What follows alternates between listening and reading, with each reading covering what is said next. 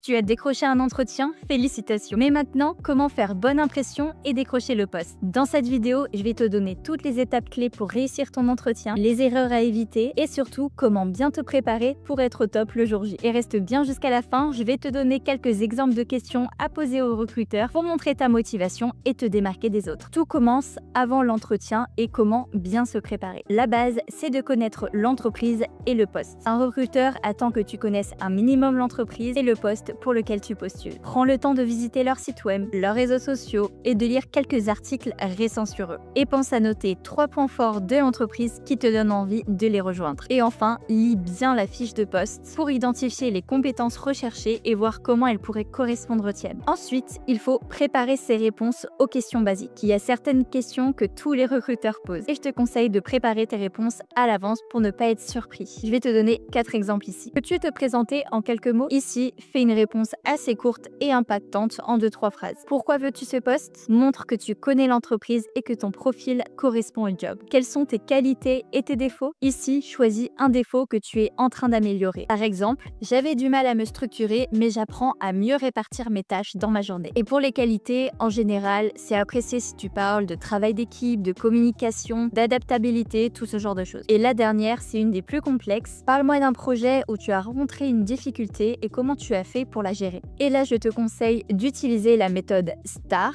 situation, tâche, action, résultat pour structurer ta réponse. Ensuite, il faut mettre en avant ses compétences clés. Pendant l'entretien, il faut que tes compétences ressortent naturellement. D'ailleurs, si tu manques d'inspiration pour les compétences à mettre en avant, n'hésite pas à regarder cette vidéo sur les 8 compétences selon ton profil. Je vais te donner un petit exemple. Si le poste demande une capacité à travailler en équipe, tu peux dire: lors de mon dernier projet, j'ai travaillé avec une équipe de 5 personnes pour développer une stratégie marketing. Cela m'a permis d'améliorer ma gestion de projet et ma communication. Ensuite, il faut que tu apprennes à travailler ton langage corporel. Un bon candidat ne convainc pas seulement avec ses mots, mais avec son attitude. Déjà, regarde ton interlocuteur dans les yeux, c'est très important. Adopte une posture ouverte et évite de croiser les bras. Fais attention au ton de ta voix, ni trop monotone, ni trop rapide. Et enfin, n'hésite pas à t'entraîner avec un proche. Tu peux simuler un entretien avec un ami ou un membre de ta famille. Ça t'aidera à mieux structurer tes réponses et à être plus à l'aise le jour J. On passe maintenant aux conseils pour le jour de l'entretien. Déjà, et c'est la base, être ponctuel et bien préparé. Arrive 5 à 10 minutes en avance pour éviter tout stress inutile. Et si l'entretien est en visio, teste ta connexion et ta caméra juste avant pour éviter tous les problèmes. Ensuite, pense à soigner ton apparence. Habille-toi en fonction du secteur d'activité. Un costume ou une tenue formelle pour un entretien en finance, une tenue plus casual mais soignée pour un poste créatif. L'essentiel, c'est de paraître professionnel et à l'aise dans ta tenue. Ensuite, il faut bien écouter et reformuler les questions que le recruteur te pose. Ne te précipite pas sur les réponses. Si tu as un doute, prends quelques secondes pour réfléchir ou reformule la question. Par exemple, si le recruteur te demande comment gérez-vous les conflits en équipe, tu peux répondre: si je comprends bien, vous souhaitez comprendre comment je désamorce une situation tendue entre collègues. Ça montre que tu es à l'écoute et réfléchis. Ensuite, il faut que tu répondes toujours avec des exemples concrets. Les recruteurs aiment les réponses basées sur des faits réels. Par exemple, plutôt que de dire je suis une personne organisée, tu peux dire: dans mon dernier stage, j'ai mis en place un planning de suivi de tâches qui m'a permis de réduire les retards de 20%. Ensuite, je te partage quelques questions que tu peux poser au recruteur. À la fin de l'entretien, on te demande souvent si tu as des questions. Et la pire réponse que tu peux donner, c'est non. Prépare 2 ou 3 questions pertinentes pour montrer ton intérêt. Ça peut être sur le poste, par exemple, quelles sont les attentes prioritaires sur le poste pour les 3 premiers mois? Ou encore, quels sont les plus grands défis que rencontrent les personnes qui occupent ce poste? Ça peut être aussi sur l'équipe ou l'entreprise, par exemple, comment se déroule une journée type dans ce service? Ou encore, pouvez-vous me parler de l'ambiance et de la culture de l'entreprise? Ça peut être également sur les perspectives d'évolution. Par exemple,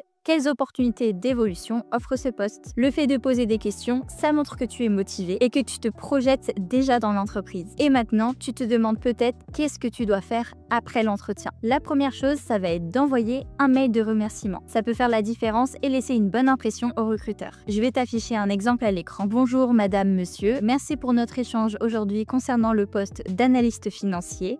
J'ai beaucoup apprécié notre discussion et je suis encore plus motivée à l'idée de rejoindre Leclerc. Je reste disponible pour toute information complémentaire et me tiens à votre disposition pour la suite du processus. Cordialement, votre nom et prénom. Ensuite, n'hésite pas à relancer si besoin. Si tu n'as pas de nouvelles après 7 à 10 jours, tu peux envoyer une relance courte et polie pour montrer ton intérêt. Et voilà, avec ces conseils, tu seras prêt à convaincre le recruteur pour décrocher le job. Dis-nous en commentaire quelle est la question qui te fait le plus stresser et on te donnera un exemple de réponse. À bientôt sur CV Créa.